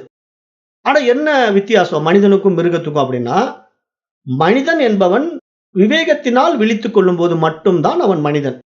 விவேகம் இல்லன்னா அவன் மனிதனே கிடையாது. ஆகவே அக வாழ்க்கைக்கான கல்வி ஒருவனுக்கு விவேகத்தை கொடுப்பதாக இருக்க வேண்டும். அதுதான் இந்த அத்தியாத்ம யோகம், ஆத்ம வித்யா. ஏன்னா அதத்தான் நம்ம படிக்க போறோம். அப்ப அந்த மாதிரி இந்த கல்வி முறைகளை நம்ம கற்றுக்கொள்ளும் வரும்போது, இந்த கல்வியினுடைய ஆழமான உண்மைகள் என்ன பண்ணுதுன்னா, நம்முடைய உண்மையான ஆற்றலை வெளிக்கொண்டு வருகிறது. நாம் யார் என்று நம்மை காட்டிக் கொடுக்குது. நம்முடைய சுயத்தை வெளிப்படுத்துகிறது. நம்முடைய சொரூபத்தை காட்டிக் கொடுக்கும்போது, நம்முடைய சுயம் நம்மால் உணரப்படும்போது, நாம் யாராலும் அசைக்க முடியாத அதீத சக்திகள் கொண்ட மிகப்பெரிய அந்த அறிவு, அந்த இறைவன், பரமன் என்று தெரிந்து கொண்டா, எப்படி வாழ்க்கை சுவாரஸ்யமா இருக்கும்? நம்முடைய மனம் வந்து எந்த அளவுக்கு அது வலிமை அடைந்திருக்கும். அந்த வலிமையினுடைய மகத்துவம் வந்து நினைப்பதெல்லாம் நடக்கும். காரணம் என்னன்னா, நீங்க அந்த அறிவாற்றலுடைய விரிவு என்ன பண்ணும்னா, உங்கள வந்து மனம் வந்து ஒரு அட்சய பாத்திரம் மாரி. நீங்க எத விரும்புறீங்களோ, அத நீங்க பெற முடியும். ஏன்னா, இங்க மனசு தான் எல்லாமே அனுபவத்துக்கு கொண்டு வருதுன்னு நான் ஏற்கனவே சொல்லிட்டேன். நீங்க தவறான ஒரு விஷயத்த மனசுக்குள்ள புகுத்துனாலும் அது உங்களுக்கு நடக்கும். சரியான ஒரு விஷயத்த நீங்க மனசுக்குள்ள புகுத்துனாலும் அது நடக்கும். அப்ப நீங்க மனதை வந்து சரியாக பக்குவமாக நெறிப்படுத்தி, முறைப்படுத்தி, அதை நடைமுறைப்படுத்தும்போது, அந்த மனோ ஆற்றலானது யாருடைய ஆற்றல் தெரியுமா? அந்த தூய அறிவாகிய பரமனின் ஆற்றல். அப்ப அந்த பரமனுடைய ஆற்றல் நம்மிடத்திலே பிரகாசிக்கும்போது, நம்முடைய வாழ்க்கை என்பது வசந்தமாக இருக்கும், ஆனந்தமாக இருக்கும், எல்லையற்ற பேரானந்தத்தை கொடுக்கும். அதுதான் இங்க நம்ம கற்றுக்கொள்ள வேண்டிய இந்த அக வாழ்க்கைக்கான கல்வி என்பதாக நம்ம புரிந்து கொள்ள வேண்டும். பொதுவா நம்முடைய மனசு வந்து உள்ளிருந்து சில சங்கல்பங்களை வெளிப்படுத்திக்கிட்டே இருக்கும். ஏன்னா நம்ம வந்து பல எண்ணங்களால் உண்டாக்கப்பட்டது தானே மனம். மனம்னா ஒரு உண்மையிலே இல்ல. மனசுங்கிற ஒரு விஷயம் இல்ல. நம்ம இந்த அக வாழ்க்கைக்குள்ள வரும்போது புரியும். ஆனா அந்த மனம்ங்கிறது எப்படி உண்டாக்கப்பட்டிருக்கு அப்படின்னு பார்த்தீங்கன்னா, நெறைய எண்ணங்களினுடைய ஒரு தொகுப்பு. ஏன்னா இந்த எண்ணம், அந்த எண்ணம்ன்ட்டு நம்ம சின்ன வயசுல இருந்தே நெறைய விஷயங்கள எடுத்து, எடுத்து நம்ம வந்து டெவலப் பண்ணி, நம்ம அத வந்து ஒரு வடிவத்துக்கு கொண்டு வந்திருக்கிறோம். அந்த வடிவம் கூட எப்படின்னா, உடல்லயே அத உருவாக்கி வச்சிருக்கோம். ஏன்னா மனசு தான் அத நம்புது. அந்த அடிப்படையில் தானே நான் வந்து இன்னார், இன்ன ஜாதி அல்லது இன்ன பதவி, இன்ன பட்டம் அப்படிங்கிறதெல்லாம் நானு வச்சிருக்கிறத வச்சு நம்புறேன். என்னுடைய பெயர கூட நான் ரொம்ப ஆழமா நம்புறேன்.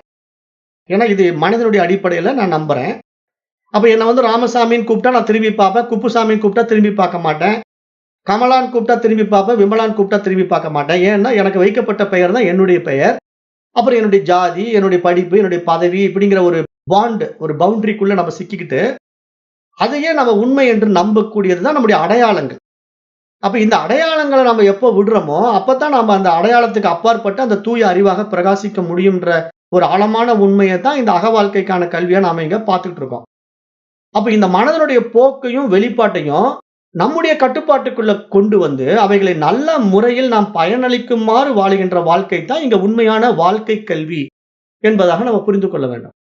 ஆனால் தற்போதைய மாணவர்கள் கற்கின்ற இந்த மெக்காலே எஜுகேஷன் சிஸ்டத்துல வரக்கூடிய கல்வி, அவர்களை அந்த மாதிரி கொண்டு போக முடியாமல் இருப்பதற்கு காரணம், அவர்களுடைய கல்வி முறைகள் திட்டமிட்டு பொருளாதாரம் சார்ந்த கல்வி முறையாகவே கொடுக்கப்பட்டிருப்பதனாலும், அடிமைத்தனமாக வாழ வைப்பதற்காக கொடுக்கப்பட்டிருப்பதனாலும், அவர்களுடைய வாழ்க்கை முறை பெரும்பாலும் எதிர்மறையாகவே போய்விடுகிறது என்பதை நம் நடைமுறையில பார்க்க முடிகிறது. அப்ப அதன் வாயிலாக அவர்கள் என்ன பண்றாங்கன்னா, சுய அறிவு தூண்டுவதற்கான சந்தர்ப்பம் கொடுப்பதே கிடையாது. ஏன்னா அவர்களிடத்துல இருந்து அந்த சுய அறிவு விழித்துக் கொள்வதற்கான வாய்ப்பு உண்டாக்கப்படுவதே கிடையாது. அப்படி உண்டாக்கப்படாத ஒரு நிலையில தான் நம்மளால எதையுமே புதியதாக கண்டுபிடிக்கவே முடியல. நம்முடைய தர்மத்துல எதையுமே வெளிப்படுத்த முடியாத ஒரு அவல நிலையில நம்ம சிக்கிக்கிட்டு இருக்கோம். ஆனா இன்றைய கண்டுபிடிப்புகளுக்கெல்லாம் முன்னோடிகள் யாருன்னா, நம்முடைய பாரத தேசத்தில் வாழ்ந்த ஆரியப்பட்டா, சுஷ்ருதர் அப்படிங்கிற மகான்கள் தான். ஏன்னா, இப்ப இவங்கெல்லாம் கண்டுபிடிக்கலன்னா, இப்ப ஆரியப்பட்டா 0வ கண்டுபிடிக்கலன்னா, இன்னைக்கு கம்ப்யூட்டரே கிடையாது. இப்ப இன்னைக்கு கம்ப்யூட்டர் வேர்ல்டு இவ்வளவு பெரிய வளர்ச்சி அடைஞ்சிருக்கு. இன்டர்நெட் அது இதுன்னு ஏகப்பட்ட விஷயங்கள் நாம் இன்றைக்கு கையாண்டு கொண்டிருக்கிறோம். ஆனா இதனுடைய ஆழமான சயின்டிபிக்கல் ரிசர்ச் என்னன்னா, பைனரி தான். 0, 1 அப்படிங்கிற 2 விஷயங்கள் தான் நமக்கு இந்த அளவுக்கு கம்ப்யூட்டர் உலகத்தை விரிவுபடுத்தி கொடுத்துருக்கு. அது இன்னைக்கு நம்ம கையில மொபைல் போன் லெவல்ல நம்ம நிக்கிறோம். ஆனா இந்த இவ்வளவுக்கும் ஆதாரமான இந்த 0வ கண்டுபிடித்தது நம்முடைய பாரத தேசம் அப்படின்னு நம்ம புரிஞ்சுக்கிட்டோம்னா, என்ன நான் புரிஞ்சுக்கணும்னா, இது ஒரு டெவலப் தான் நடந்திருக்கே தவிர, புதியதாக எதுவும் கண்டுபிடிக்கப்படவில்லை என்பதை நீங்க புரிஞ்சுக்கணும். நம்ம என்ன நினைச்சுக்கிறோம், செல்போன் கண்டுபிடிச்சுட்டாங்க, அது புதிய கண்டுபிடிப்பு தானங்க. கம்ப்யூட்டர் கண்டுபிடிச்சுட்டாங்க, அது புதிய கண்டுபிடிப்பு தானங்கன்னா, அப்படி இல்ல. அதனுடைய மேம்பட்ட நிலை அது அவ்வளவுதான். ஒரு எழுத படிக்க தெரிஞ்ச பிறகு, நீங்க ஃபர்ஸ்ட் ஸ்லேட்ல எழுதிட்டு இருந்தீங்க, அப்புறம் பேப்பர்ல எழுத ஆரம்பிச்சீங்க. இன்னைக்கு லேப்டாப்ல, நோட்பேட்ல எழுதுறீங்க அப்படின்னா, அந்த முறையெல்லாம் அதேதான். அந்த பொருள் வேணா மாறிக்கிட்டே இருக்கலாம். அவ்வளவுதானே தவிர, எழுதுற முறை மாறிடுமா? நீங்க ஸ்லேட்ல எழுதிட்டு இருக்கும்போது வேற மாரி எழுதிட்டு, இப்ப இன்னைக்கு நோட்பேட்ல எழுதும்போது வேற மாரி எழுத முடியுமான்னா, அப்படியெல்லாம் இல்ல. அப்ப இங்க எல்லாத்துக்கும் ஒரு பேஸ் இருக்கு இல்லையா? அந்த பேஸ தான் நம்ம முக்கியமா பார்க்கணும். கண்டுபிடிக்கப்பட்ட பொருளை மட்டும் பார்க்கக்கூடாது. அப்ப பேஸ் எங்க இருக்குன்னா, நம்முடைய இந்தியாவுல தான் இருக்கு. நம்முடைய பாரத தேசத்துல தான் இருக்கு. அப்படிங்கிற ஒரு ஆழமான உண்மைய நம்ம இங்க புரிந்து கொள்ளணும். எதுக்காக அந்த பேஸ் இங்க இருந்து போச்சுன்னா, அப்படிப்பட்ட கல்வி முறை நம்ம இடத்துல இருந்தது. ஆனா இன்றைக்கு அப்படிப்பட்ட கல்வி முறை இல்லாததுக்கு காரணம், நம்மால அது மாரி எதையுமே கண்டுபிடிக்க முடியல. வெளிநாட்டினரால் எப்பயுமே கண்டுபிடிக்க முடியாது. ஏன்னா, அவர் இந்த மாரி குருகுல கல்வி முறையில படிக்கவும் இல்ல. இது மாரி விஷயங்கள அவர் தெரிந்து கொள்ளவும் இல்ல. ஏன்னா, நம்முடைய நாகரிகம் பழமையானது. அவர்களெல்லாம் நம்மை பார்த்து கற்றுக்கொண்டவர்கள் என்றத நம்ம பார்க்கிறோம். அப்ப அந்த அடிப்படையில நம்முடைய கலாச்சாரம் இன்றைக்கு கீழ்நிலைக்கு போனதுக்கு காரணம், நாம் கற்றுக்கொண்ட தவறான கல்வி முறை அப்படிங்கிறத நம்ம இங்க புரிந்து கொள்ள வேண்டும் என்பதற்காகவே, மீண்டும் மீண்டும் நான் அந்த கல்வி முறையை பற்றி பேசுகிறேன். அப்ப எந்த கல்வியினால் ஒருவன் தன் மனதை சுயமாக விசாரித்து, விவேகத்தினால் சரியாக சிந்திக்க கற்றுக்கொள்கிறானோ, அதுவே மிக உயரிய கல்வி. அத்தகைய அக வாழ்க்கைக்கான கல்வியை நாம் அனைவருக்கும் கற்றுக் கொடுக்க வேண்டும். அதில் அவர்களுக்கு ஆர்வத்தை கொடுக்க வேண்டும். அந்த அடிப்படை கருத்தை மறந்து போனதுதான் நம்முடைய பாரத தேசத்தின் இழிவான இன்றைய நிலைக்கு மிக முக்கிய காரணம் என்பதாகவும் பார்க்கப்படுகிறது. ஆகவே மாணவர்களுக்கு அக வாழ்க்கை வாழக்கூடிய இத்தகைய அத்தியாத்ம யோகம், ஆத்ம வித்யா போன்ற கல்விகள் அளிக்கப்படுமானால், அவர்கள் மனிதர்கள் மட்டுமல்ல, அதையும் தாண்டிய புனிதர்கள் ஆவார்கள் என்பதையும் நாம் பார்க்க முடியும். ஏன்னா இங்க மனிதன் மனிதனாக மட்டும் வாழ்ந்தா போதாது. அவன் மனிதன் தெய்வமும் ஆகலாம் அப்படிங்கிற அடிப்படை உண்மையை நம்ம உணரணும். ஏன்னா நம்ம பெரும்பாலும் மனிதனே கூட வாழல இப்போ. இன்றைக்கு மனிதன் மனிதனாக கூட இல்ல. மனிதனை விட கீழ்நிலையாகிய மிருகம் ஆயிட்டான். அப்போ அது எந்த அளவுக்கு மோசமா கொண்டு போயிட்டு இருக்குங்கிறத நம்ம எப்ப புரிஞ்சுகிட்டு விழிச்சுக்கிறோமோ, அப்போ நாம இந்த அக வாழ்க்கைக்கான கல்வியை அனைவருக்கும் கற்றுக் கொடுக்க முன் வரும்போது, நம்முடைய வாழ்க்கை என்ன ஆகும்? மனிதத்தன்மையிலிருந்து புனிதத்தன்மைக்கு உயரும். அப்ப மனிதனும் புனிதனாகலாம், மனிதனும் தெய்வமாகலாம் என்ற மிக உயரிய நிலைக்கு நம்ம வரும்போது, நம்முடைய வாழ்க்கை சந்தோஷமாக, அமைதியாக, ஆனந்தமாக வாழுகின்ற ஒரு வாழ்க்கையை நம்ம பார்க்க முடியும். அதற்கான கல்வி முறை தான் நம்முடைய அக வாழ்க்கைக்கான இந்த அத்தியாத்ம யோகம் என்று நம்ம பார்க்கிறோம். இப்ப நம்ம தற்போதைய மேலை நாட்டு நாகரிக நாடுகளிலே சில அறிஞர்கள் பலவற்றை ஆராய்ந்து கொண்டிருக்கின்றார்கள். பல விஷயங்களை இன்றைக்கும் ரிசர்ச் பண்ணிட்டு இருக்காங்க. ஆனா பல்லாயிரக்கணக்கான ஆண்டுகளுக்கு முன்பாகவே நாம் இதை முடிவு செய்து, நம்முடைய பண்டைய குருகுல வாசத்தின் மூலமாக, குருகுல கல்வியின் மூலமாக இதை எல்லோருக்கும் கொண்டு போய் சேர்த்திருக்கிறோம், கொடுத்திருக்கிறோம். அத்தகைய கல்வியின் வெளிப்பாடாகத்தான் அது இன்றைய நவீன தொழில்நுட்பத்தின் வளர்ச்சியாகவும் வளர்ந்திருக்கின்றது என்பதையும் நாம் மறந்துவிடக் கூடாது என்பதையும் புரிந்து கொள்ள வேண்டும். அப்ப பல்லாயிரக்கணக்கான ஆண்டுகளுக்கு முன்னர் கண்டுபிடிக்கப்பட்டு நமது நாட்டை பல உயரிய உன்னதங்களில் திளைக்கச் செய்த குருகுல கல்வியான நம்முடைய புற வாழ்க்கை மற்றும் அக வாழ்க்கைக்கான கல்வியின் ஆழமான சில அடிப்படை அம்சங்களை இந்த உபநிஷத்தின் வாயிலாக நம்ம பார்க்க போகிறோம். இந்த தைத்திரிய உபநிஷத்தின் வாயிலாக அந்த 2 வாழ்க்கைக்கான கல்வியை நம்ம பார்க்க போகிறோம். அப்ப இந்த தைத்திரிய உபநிஷதம் காட்டும் வாழ்க்கை கல்வியின் முதல் அம்சம் பிரார்த்தனையில் தொடங்குகிறது. முதல் அம்சம் பிரார்த்தனை. ஏனென்றால் நாம் எந்த ஒரு உயரிய விஷயத்தை சாதிப்பதாக இருந்தாலும் அந்த சாதனைக்கு பிரார்த்தனை மிக அவசியம். ஏன் அந்த பிரார்த்தனை நமக்கு தேவைப்படுது அப்படின்னு கேட்டா, அதான் நான் ஏற்கனவே சொன்னேன். காயத்ரி மந்திரம். நம்முடைய மனம் தான் எல்லாவற்றையும் நடைமுறைப்படுத்துது. அந்த மனதனுடைய மேம்பட்ட சக்தி தான் நம்மிடத்துல புத்தி சக்தியா பிரகாசிக்குது. அப்ப யார் அந்த புத்தியை தூண்டுகிறார்கள் அப்படின்னு நீங்க பாத்தீங்கன்னா, அது அந்த தூய அறிவு, ஆத்மா, பரமன் என்று நம்ம புரிந்து கொள்ள வேண்டும். ஏன்னா இங்க நம்முடைய புத்தியை தூண்டக்கூடியவனே இறைவன் தான். அப்ப அந்த பரமன் தூய அறிவாக ஒவ்வொரு உயிருக்குள்ளும் பிரகாசித்துக் கொண்டிருக்கிறான். எப்படி பிரகாசித்துக் கொண்டிருக்கிறான்? உணர்வாக பிரகாசித்துக் கொண்டிருக்கிறான். அப்ப அந்த தூய உணர்வாகிய இறைவன் ஒவ்வொரு உயிர்களிடத்திலும் பிரகாசித்துக் கொண்டு இருந்தாலும், மனிதனிடத்தில் மட்டும் ஏன் அபரிமிதமாக பிரகாசிக்கிறான் அப்படின்னா, மனிதனுடைய உடல் அமைப்பு ஹார்ட்வேர் டெவலப்டு ஹார்ட்வேர். நான் ஏற்கனவே சொன்னேன். ஏன்னா இங்க பரிணாமம் அப்படிங்கிறது 2 விஷயங்கள்ல பார்க்கணும். உடல், மனம். அப்ப இங்க உடல், மனம்ங்கிற 2 விஷயத்துல படிப்படியாக பரிணாம வளர்ச்சியில எல்லா உடல்களையும் விட மிக உயர்ந்த உடலாக மனித உடல் நமக்கு கிடைச்சிருக்கு. மனசும் அப்படித்தான். எந்த ஜீவராசிகளுக்கும் கிடைக்காத நன்மை தீமைகளை பகுத்தறியக்கூடிய மிக உயரிய மனமாகவும் நமக்கு கிடைத்திருக்கு.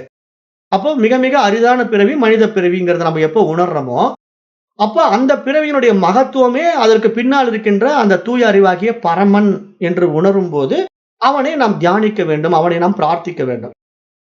ஏனென்றால் அவனால் தான் நாம் இங்க இயங்கிக் கொண்டிருக்கிறோம். அவன் அருளால் தான் இங்க எல்லாம் இருக்கின்றது அப்படிங்கிற ஆழமான உண்மை நமக்கு புரியும் போதுதான் நாம் நம்முடைய தனித்துவமான அடையாளங்களை, அகங்காரத்தை இழப்போம் அப்படிங்கிற விஷயத்தையும் புரிந்து கொள்ளணும். ஏன்னா இப்ப நான் அது தெரியாதனால தான் இதை நான் செய்கின்றேன் அப்படிங்கிற அகங்காரமோ, அது என்னுடையது அப்படிங்கிற மமகாரமும் நம்ம இடத்துல இருக்கு. இது என்னுடைய சொத்து, இது என்னுடைய குடும்பம், இது என்னை சார்ந்தவர்கள் அப்படிங்கிற மமகாரம் நம்ம இடத்துல இருக்கு. அப்புறம் நான் செய்கிறேன், இது நான் இருக்கிறதுனால தான் நடக்குது, இது நான் இல்லைன்னா நடக்காது அப்படிங்கிற அகங்காரமும் நம்ம இடத்துல இருக்கு. அப்ப இந்த 2 விஷயங்களும் என்ன காரணத்தினால் நமக்கு வந்தது? அந்த ஆத்மாவை அறியாததுனால வந்தது. அந்த பரமனை புரிந்து கொள்ளாததுனால வந்தது. அப்ப இது மாதிரி அகவாழ்க்கை கல்வியில நம்ம அந்த பரமனை சரியாக புரிந்து கொண்டோம் என்றால், அந்த தூய அறிவாகிய பரமன் நம்மிடத்தில் பிரகாசிப்பதின் வாயிலாக நான் இந்த புத்தியினால் செயலாற்றிக் கொண்டிருக்கின்றேன், இந்த மனதினால் இதை சிந்திக்கின்றேன், இந்த உடலினால் நான் இந்த காரியத்தை செய்கின்றேன் என்று புரிய வரும்போது, இத்தனைக்கும் காரணமான கர்த்தா அவன்தானே தவிர நான் அல்ல. இத்தனையும் அனுபவிக்கக்கூடிய போக்தாவும் அவன்தானே தவிர நான் அல்ல அப்படிங்கிற அந்த மேலோங்கிய புரிதலின் காரணமாக நான் என்னை இழந்து விடுவேன், என்னுடைய தனித்துவமான அடையாளத்தை விட்டு விடுவேன். அதுதான் இங்கு சரணாகதி. அதுதான் இங்கு ஒப்புவித்தல், தன்னை இறைவனிடம் ஒப்புவித்தல். அப்ப அந்த ஒப்புவித்தல் நடந்து விட்டா, அந்த சரணாகதி நடந்து விட்டா, இங்க நானுன்னே ஒண்ணு இல்ல, இருப்பது இறைவன் மட்டும் தானே. அப்பதான் அங்க அத்வைதம் வரும், அங்க அத்விதம் வரும். அத்வைதம்ங்கிறது எங்க நிலைநாட்டப்படுது அப்படின்னா, நீங்க நான் வேறு இறைவன் வேறு என்ற இருமைகள் இருக்கின்ற வரைக்கும் அத்வைதம் வராது, அது துவைதமாவே இருக்கும்.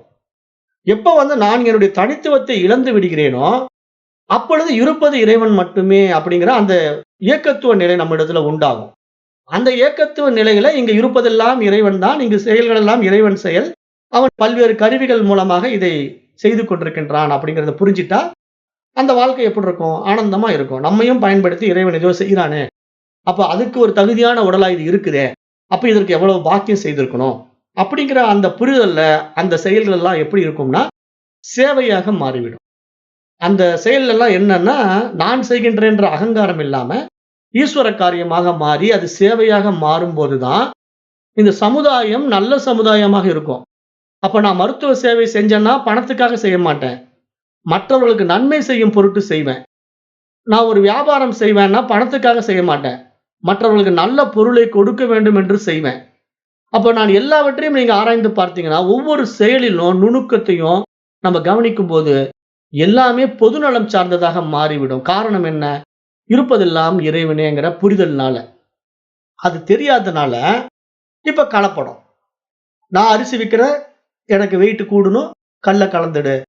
நான் எண்ணெய் விற்கிறேன், அதை டூப்ளிகேட் எண்ணெயா பண்ணிடு, பழைய எண்ணெயை அதை சுத்திகரிப்பு பண்ணி புது எண்ணெயா பேக்கெட் பண்ணு, அதை மார்க்கெட் பண்ணு. எவனோ எந்த நோயோ சாகட்டும், அல்லது எந்த நோயோ அந்த நோயில வரட்டும், அதன் மூலமா நான் வருமானம் பண்ணிக்கிறேன் அப்படிங்கிற மனோபாவத்துல மருத்துவ உலகமும், வியாபார உலகமும் இருக்கின்ற வரைக்கும், நம்முடைய சமுதாயம் எப்படி இருக்கும்?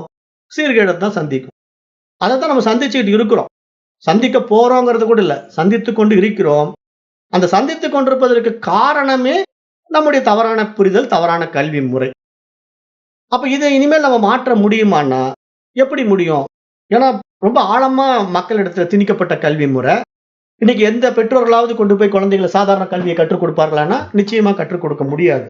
ஏன்னா காம்படிட்டிவ் வேர்ல்டு. அவன் ரூ. 1,00,000 சம்பாதிக்கிறான். நீ வெறும் 10,000 சம்பாதிக்கிற. நீ எப்படி வாழ்வ? நீ 1,00,000 சம்பாதிக்கிறதுக்கு என்னென்ன செய்யணுமோ செய் அப்படின்னு குழந்தைகள நாம உத்வேகப்படுத்தும்போது, அவன் என்ன பண்ணுவான்? அவனுடைய திறமைய அவன் வெளிப்படுத்த முடியாம, இவர்களுடைய கட்டாயத்தின் பேர்ல எதையெதையோ செஞ்சு, மனம் வந்து கண்டபடி குழப்பம் அடைந்து, தற்கொலை உணர்வுலயும், தவறான பாதையிலயும் கஞ்சா, மது இந்த மாரி போதைத்தனத்திலயும் அடிமையாகின்ற சமுதாயம் தான் நம்ம பார்க்கிறோம். ஏன்னா பெற்றோர்களுக்கு புரியல. அவர்களுக்கு பணம் மட்டும் தான் வேணும். மற்றவர்களை பார்த்து வாழ வேண்டும். நாம வந்து நம்முடைய சுயத்துல வாழக்கூடாது. அவன் அப்படி வாழ்றான், நீ ஏன் இப்படி வாழ்ற? அவன் கார் வச்சிருக்கான், நீ கார் வாங்கல. அவன் பங்களா கட்டிட்டான், நீ இன்னும் பங்களா கட்டல. அப்படிங்கிற ஒரு கண்ணோட்டத்துல தான் நம்ம பார்க்கிறோம், படிக்க வைக்கிறோமே தவிர, நீயா இரு அப்படின்னு சொல்லி நம்ம யாரையும் படிக்க வைக்கிறது இல்ல. அந்த தவறு தான் நமக்கு இவ்வளவு சீர்கேட்ட கொண்டு வந்து, இன்றைக்கு இவ்வளவு கஷ்டங்களை நம்ம அனுபவிக்க வேண்டிய ஒரு கட்டாயத்துல இருக்கிறோம் என்பதையும் புரிந்து கொள்ள வேண்டும். அப்ப இங்க வந்து இந்த பிரார்த்தனை மந்திரம் எதற்காக கொடுக்கப்படுது அப்படின்னு பார்த்தா, இறைவனை பிரார்த்தனை செய்து, அந்த தூய அறிவை முதல்ல நம்ம பிரார்த்தனை செய்து, அதன் வாயிலாக நாம் ஒவ்வொரு செயலையும் தொடங்க வேண்டும். அந்த செயல் வந்து அவனுக்கே அர்ப்பணிக்கப்பட வேண்டும். ஏனென்றால், இங்க இருப்பது இறைவன் மட்டுமே. ஏன்னா நீங்க டுயாலிட்டி நினைச்சுக்க கூடாது. இப்ப நெறைய பேர் பிரார்த்தனைன்னா என்ன நினைச்சுக்கிறாங்கன்னா, ஏங்க அப்ப நான் வேற, இறைவன் வேறயா? அப்ப நான் இறைவன்கிட்ட பிரார்த்தனை பண்ணனா அங்க இருமைகள் எல்லாம் வந்துடுது. அப்படிங்கிற கேள்வி எழுப்புறாங்க. இறைவன் மட்டும் தான் இருக்கிறான். அந்த இறைவன் தூய அறிவாக பிரகாசித்துக் கொண்டிருக்கிறான். அந்த பிரகாசம் நம்முடைய மனதினால் வெளிப்படுவதனால, இந்த மனசு என்ன நினைச்சுக்குதுன்னா, தன்னை தனித்துவப்படுத்திக்குது.